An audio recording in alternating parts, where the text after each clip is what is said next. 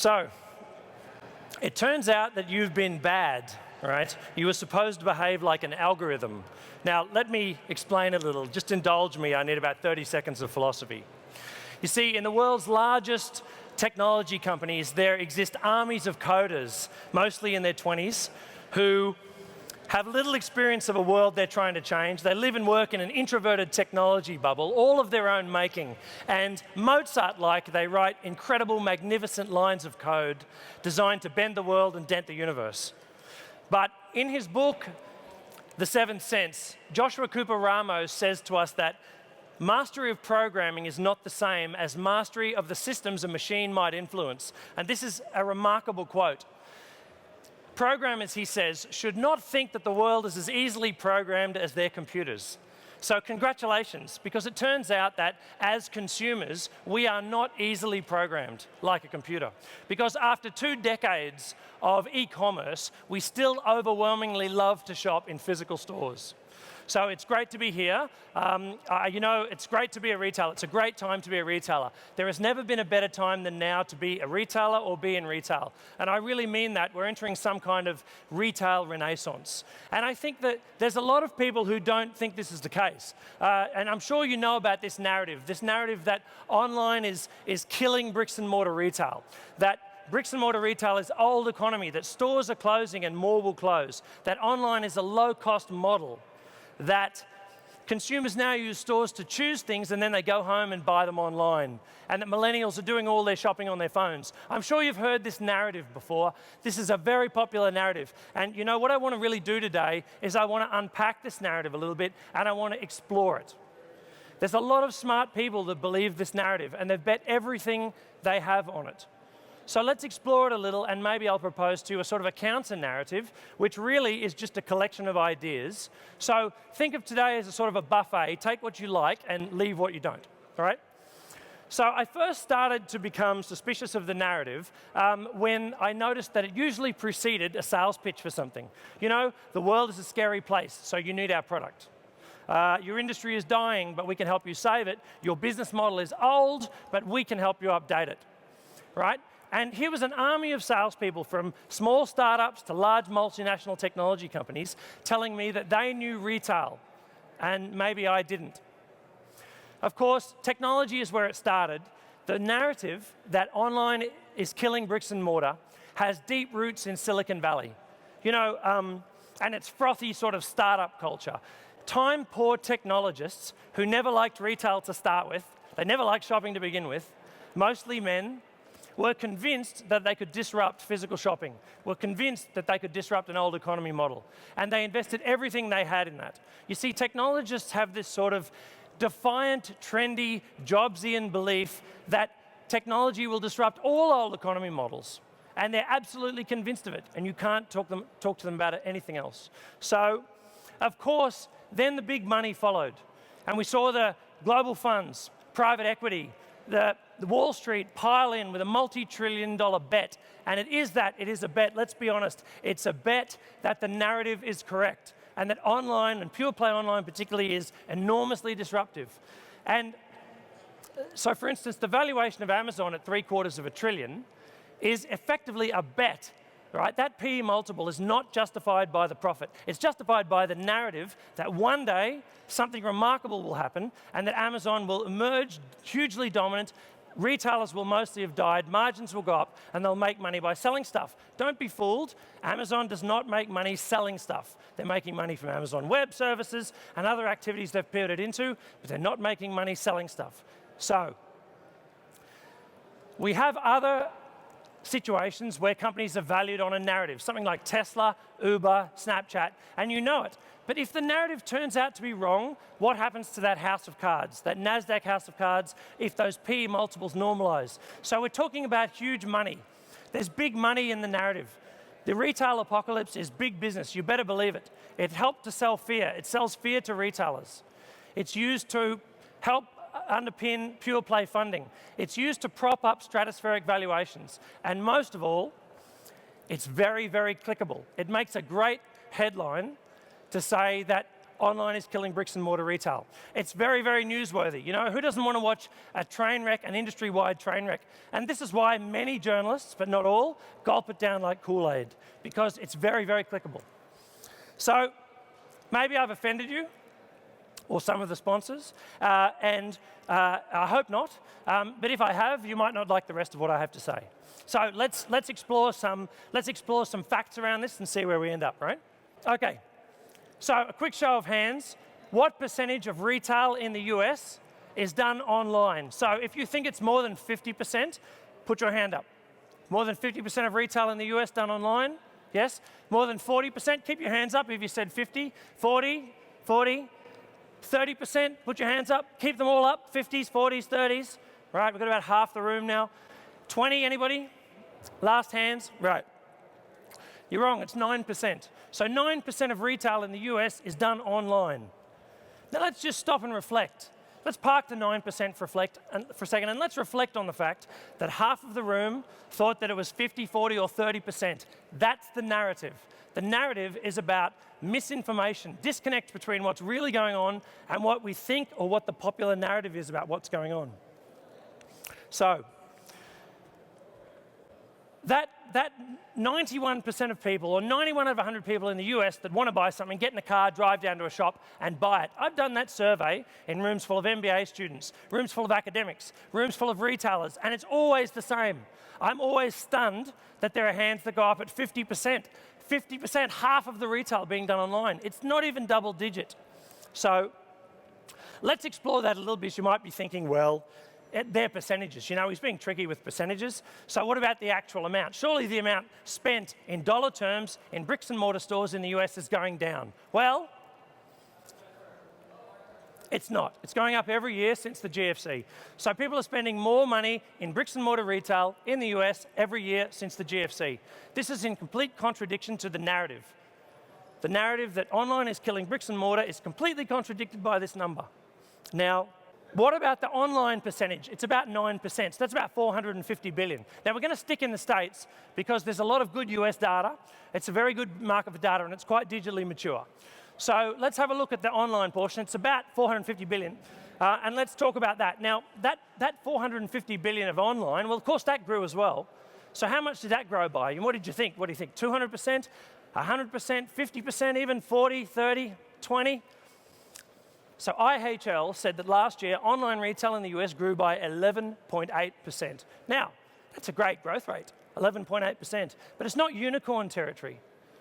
So we have some things here that aren't starting to match this narrative. Let's have a look at the top 10 online retailers in the US. Let's unpack it and have a look at them, right? So the first one, of course, is Amazon. No surprise there. 43.5% of online retail in the US done by Amazon. Maybe the surprise for you is how dominant they are.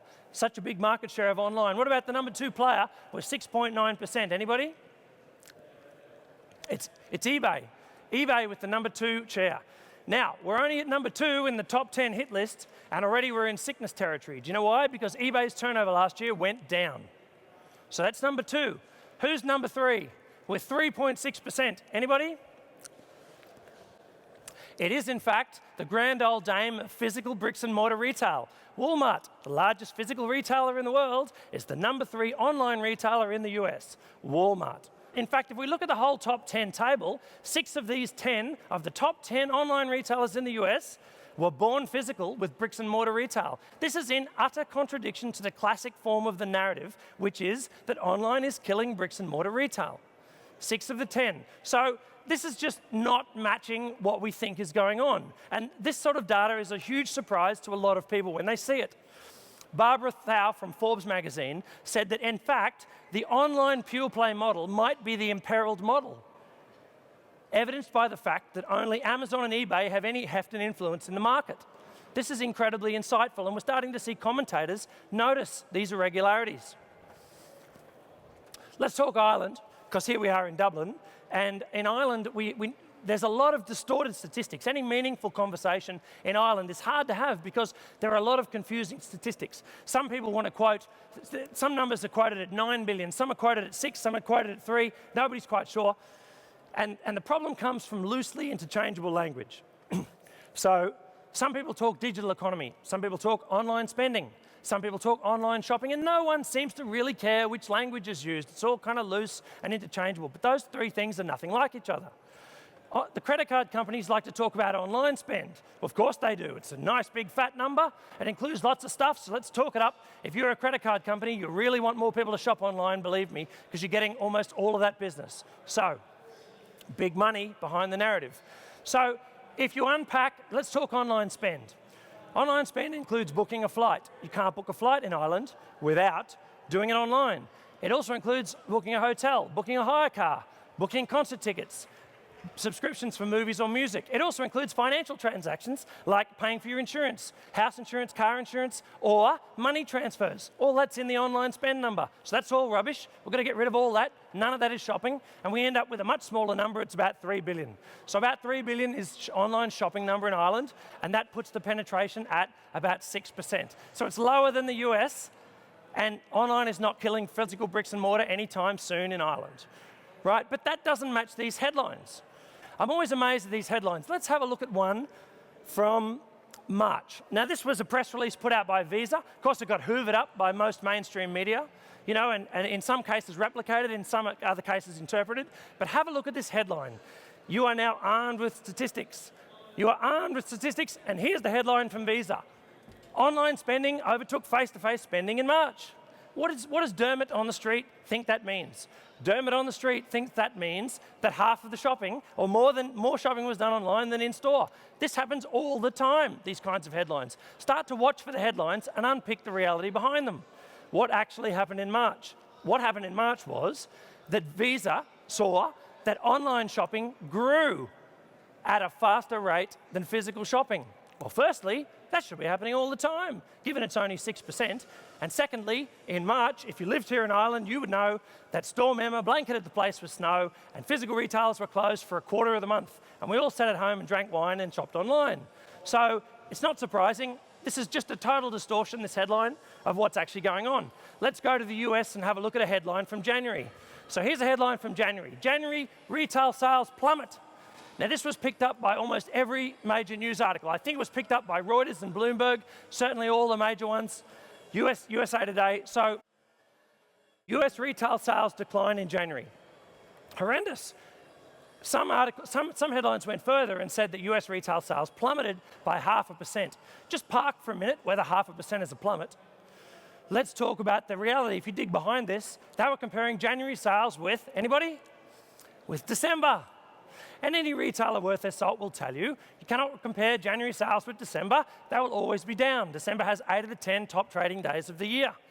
So I'm surprised that they weren't down by more, only 0.5%, but actually it's a false comparison. So when you compare the January retail sales in the US with January retail sales the year before, they were up 5.4%.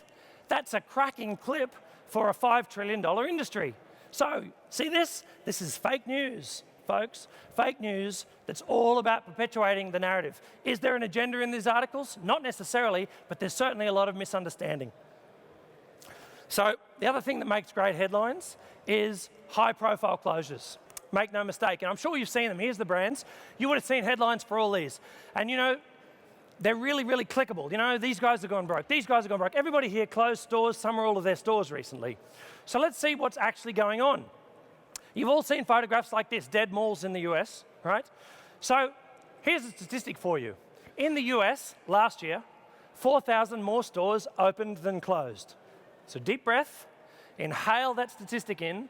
4,000 more stores opened than closed in the US last year. That does not include independents. If you include independents, it's more like 10,000 more stores opened than closed. In the department store sector alone, more stores opened than closed in the US last year. The National Retail Federation estimates that this year there'll be 5,500 more stores opening. This is just a myth. Now, if you don't believe this data, let's try and look at it through a different lens. Let's look at property. Because if you're in the property game, you'll understand that retail vacancy rates will tell the real story. If more stores are closing than opening, vacancy rates will be going up. So what's happening with vacancy rates? A big nothing burger. Nothing is happening with vacancy rates. Calm water, no sign of the narrative. This narrative, we go looking for it everywhere, and we don't find it. It's not in the data. So here's retail vacancy rates. They are not changing. Those who believe the narrative breathlessly point to each new closure as incontrovertible proof that, in fact, online is killing physical retail. There it is, look, it's online what did it. But if you dig under this, you'll find more of a story. In any industry, there are always closures and failures. It's a normal part of the business cycle. It's evolution, it happens, right? And consumers today are more empowered than ever before. They have access to more information. They demand higher levels of service.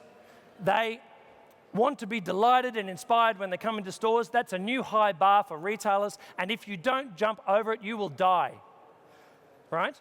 And if you couple that with poor management, unmotivated staff, high levels of debt, and a tarnished brand, you got a cocktail for closure, and you're only going one direction. And that's nothing to do with online. So, in fact, of half of the physical closures in the US last year, over half of them were from only 16 chains. And those 16 chains almost all had problems with legacy debt. Let's unpack 2 recent car wrecks of closures and see what's going on. Let's talk about Toys R Us. So, conventional wisdom is that Toys R Us was killed by online. That was there. There were definitely headlines that said that, and a lot of people are walking around with that view. Toys R Us is quite a complex issue, but in reality, it died of a mix of self-inflicted wounds and structural changes in the toy industry. The US Bureau of Labor and Statistics estimates that between 1996 and 2016, the average price of a toy dropped by 72%. That's massive deflationary headwind for any industry at all. And the toy industry has suffered dearly because of that deflation. In addition to that, you have debt. Toys R Us was buried under a mountain of junk-rated debt. I don't know what you're thinking. Yeah, fine, because online was killing them, so the debt was building up. No, most of that debt predates the rise of online. 5.3 of that was loaded on by private equity during a leverage buyout in 2006. So debt, and debt. And then they couldn't service the debt payments, so they didn't invest in the stores, they didn't invest in staff, the stores were tired, cavernous and dingy, which are imminent signs of a closure, coupled with the fact that Walmart was now selling more toys than Toys R Us, and they were going for the skids. Toys R Us was unsalvageable.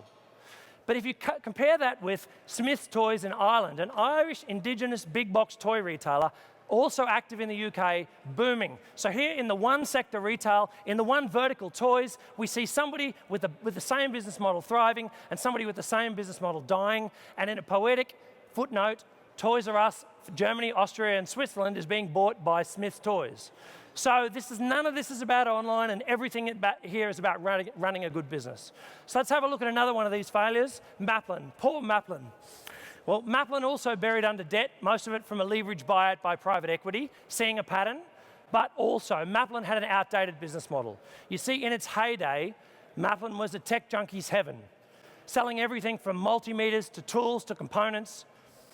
You know, and later on, the hobbyist end of technology products, mass merchant technology products. But today's geeks are coders. They don't use soldering irons and buy components. So lack of demand coupled with constrictively small store formats saw Maplin go the way of the dinosaurs. This was a model due for extinction, natural evolution. And if you want proof, go to the US and look at exactly the same business model. Radio Shack, and go to Australia and look at exactly the same business model. Dick Smith Electronics, gone, right? No narrative here. And when we look at these closures, there's always these patterns of debt or outdated categories with waning demand, and there's something structural going on in that part of the industry or in that brand. I want to talk about 2 of the myths that underpin and fuel this narrative that retail is being killed, physical retail is being killed by online. The first one is this. This one is huge for me. The idea that buying and shopping are the same thing. Believe you me, buying and shopping are not the same thing. They look the same. They really look the same if you're in the technology industry, but you know what? They're not the same. They're completely different. So shopping is a recreational activity. It's physical, it's tactile, it's exploratory, it's experimental, it's educational, it's social, right? It's entertainment. For most of us, it's fun. That's shopping. Buying is getting what you need. It's functional. I shop for a suit, or I shop for a sofa, or I shop for a TV, but I buy my sandwich at lunch. No one ever shopped for a sandwich at lunch, right? These 2 are different.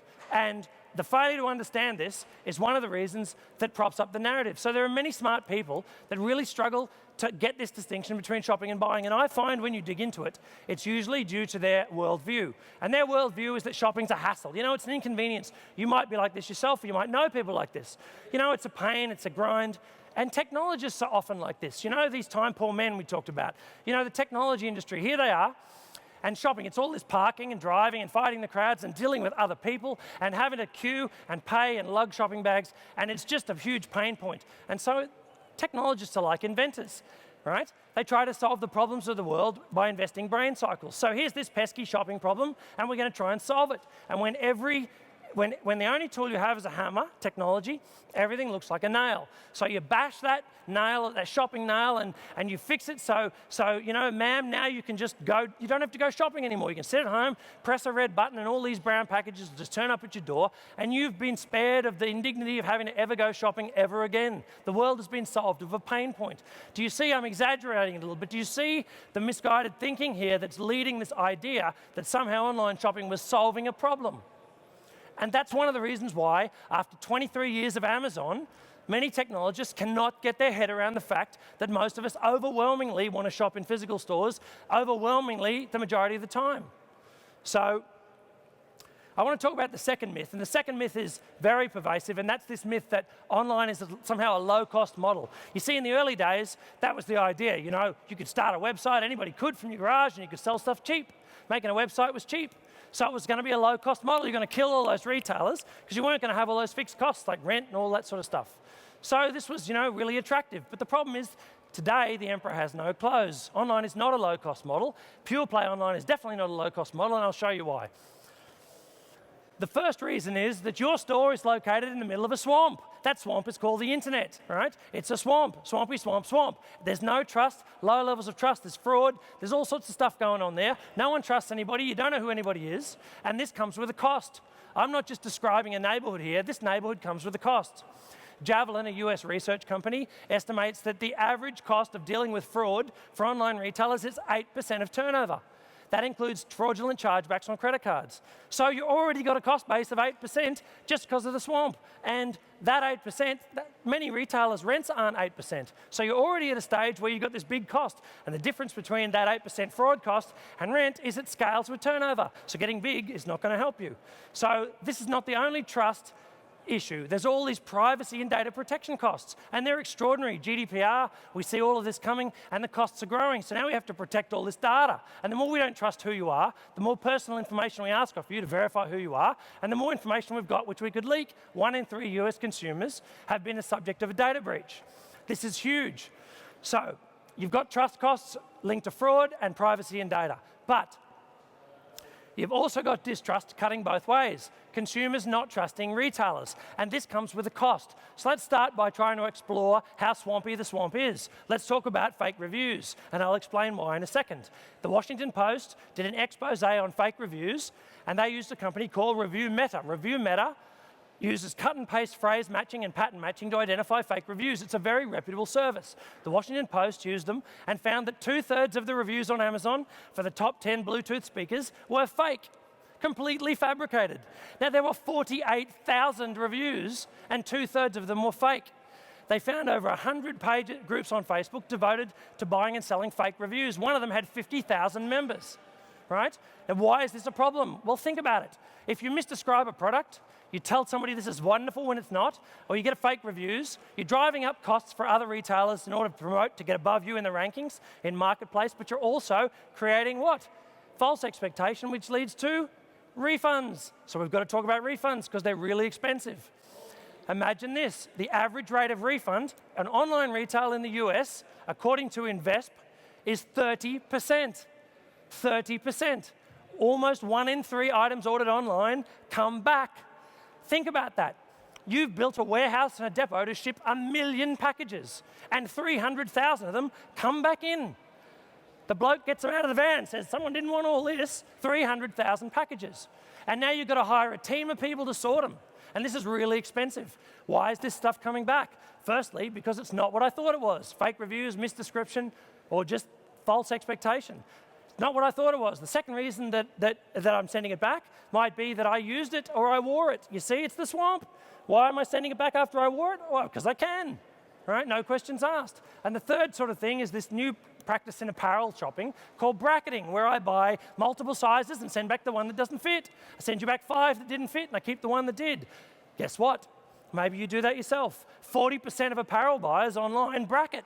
40%. So the return rate's of 30%. You got all that rolling back, and Gartner estimates that half of the returns for online retailers are unsaleable at full cost.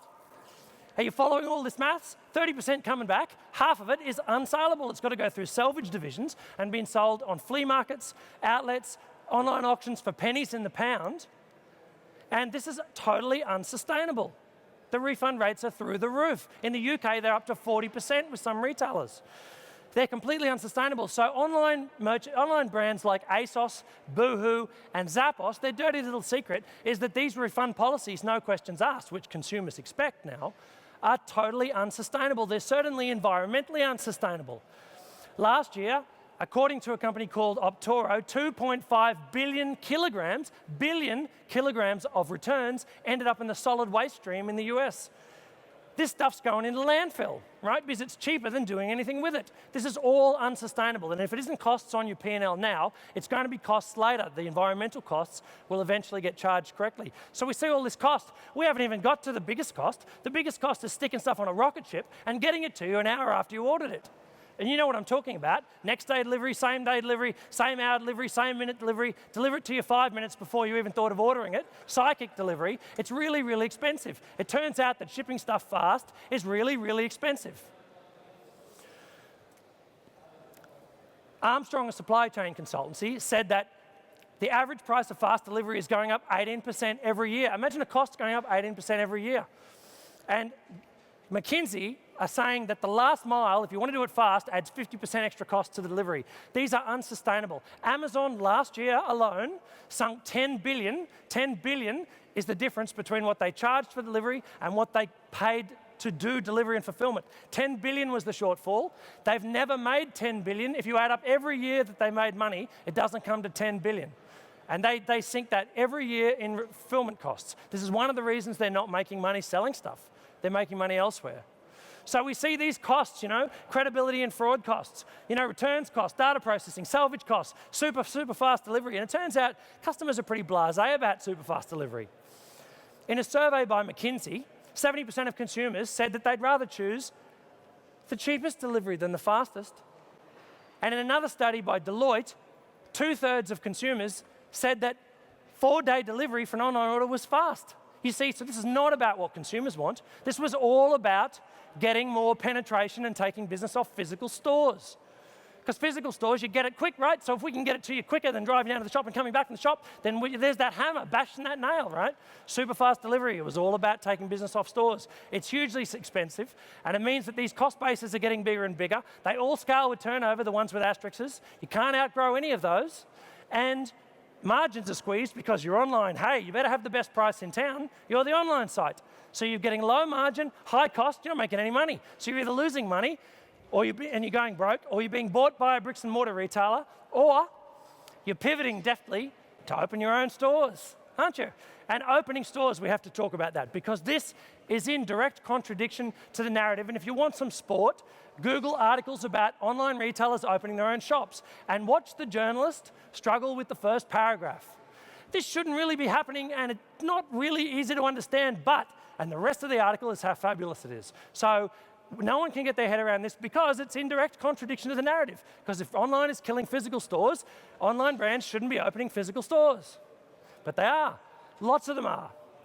Why would you want to play in the kiddies pool of 9% of online when you can play in the adults pool of 91% of brick and mortar retail? Right? This is not a nice to have anymore for most online brands. It's core to their strategy. Right? Here's all the brands. A lot of them you won't know because they're US brands, and this is a Dublin audience, but here's a lot of brands that have opened physical stores. So what's going on? Right? And what's going on is this is actually an inglorious admission of defeat wrapped up in a warm, humble pie of PR spin. That's what's going on. because it turns out that physical stores add legitimacy to a brand. There's all this research that says it lowers return rates, it increases conversion rates. It makes for a more intimate customer experience between the brand and the product, right? Stores work. It also massively reduces customer acquisition costs. Bonobos, an online clothing retailer, reduced its marketing from 25% of turnover, yes, I know, 25% of turnover, to 4% of turnover by opening shops. And in another piece of research by some researchers called Wang and Farberg, it's an academic piece, physical stores operated as billboards for digital brands, driving awareness. Who'd have thought? What I find most interesting is the language used around these shops. They're never called shops. They're never called shops. They're not called stores. They never want to talk about them like that. They always have funny names, like, you know, Warby Parker call them guide shops, and Bonobos call them, I think Bonobos call them showrooms. They've always got these names, and they're always talked about by journalists and analysts in these hushed tones like some temples to some new god, right? They're just stores. Funky, trendy, minimalist shops, fine. They're just shops, right? Why? Because shops work. So this is what we see is going on. Amazon, after their purchase of Whole Foods, have made a big bet on physical retail. They now have 495 shops, and over 10% of, almost 10% of Amazon's turnover last year came from shops. It's come from shops, right? This is a huge pivot into physical retail. And the Asian players understood this entirely. Alibaba has invested billions in a physical grocery chain and its own offline consumer electronics brand. Tencent has over 800 stores. In many ways, the Asian players understood the nuanced interplay between offline and online better than the very US-centric version of the narrative, which was very binary. It's one or the other will win, and the Asian view is a bit more nuanced. So they've got first mover advantage in that respect. We see ultimately what's happening, and let's be realistic, is that there's a great convergence. Physical retailers are upgrading their digital capabilities. Digital brands are opening physical stores, and we're converging in the middle, aren't we? It's all just going to be the same. No, it's not, because running stores and online are two completely different activities. One is a technology activity. The other is all about managing huge numbers of people, energizing and inspiring them, right? And technology companies have zero historic capability managing large numbers of frontline consumer-facing people. This is something retailers have been perfecting for 50 years. So you will get a front row seat to watch technology companies try to manage armies of consumer-facing people. That's why Amazon is inventing its humanless, soulless ghost store in Seattle with no people. It's all about getting people out of the warehouses with robots, people out of the deliveries with drones, and people out of the shops. Because they don't want to have to deal with people, because people don't behave like algorithms. So you're going to watch this, right? You're going to have a front row seat, so buy some popcorn. I don't want you to misunderstand me. This is not some crusade against digital or online, right?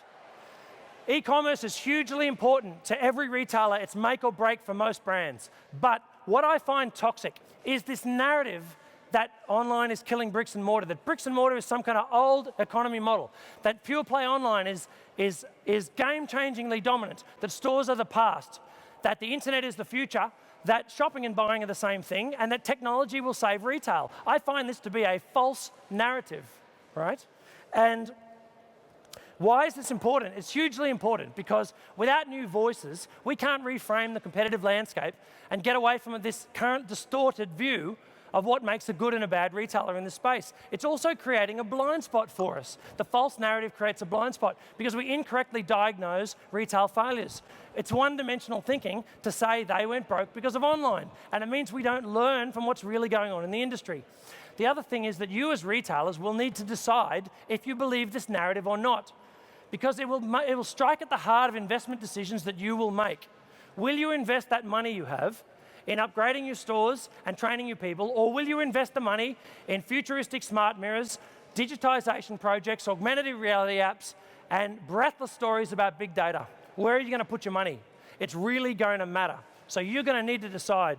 And finally, and most importantly for me, this false narrative is very damaging to the idea of retail as a great career. It stigmatizes the essence and legacy of retail, and that's worth fighting for. We need bright young people to come into the industry to make tomorrow's amazing consumer and omni-channel experiences. And that won't happen unless we rewrite the narrative to say that people and stores are at the bleeding edge of disruption. Omnichannel is now definitely the dominant species. People will move seamlessly online and offline, offline and online, and they'll buy where they want.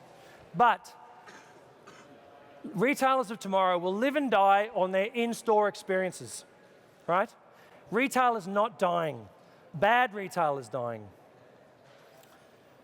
I want to leave retailers with three tips to take away from what I've said. The first is, ironically, invest in technology. You need to invest in technology. Over-invest if you have to, but use your intuition. It will serve you well. Don't buy snake oil. 2, invest in your stores. Your in-store experiences need to be remarkable or tweetable.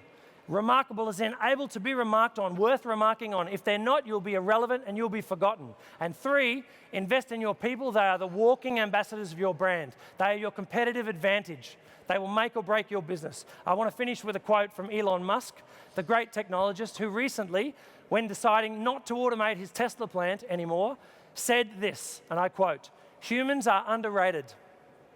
Never have greater words been spoken. The magic of retail are the human-to-human experiences that happen in your store every day." Never been a better time to be in retail. Thank you very much.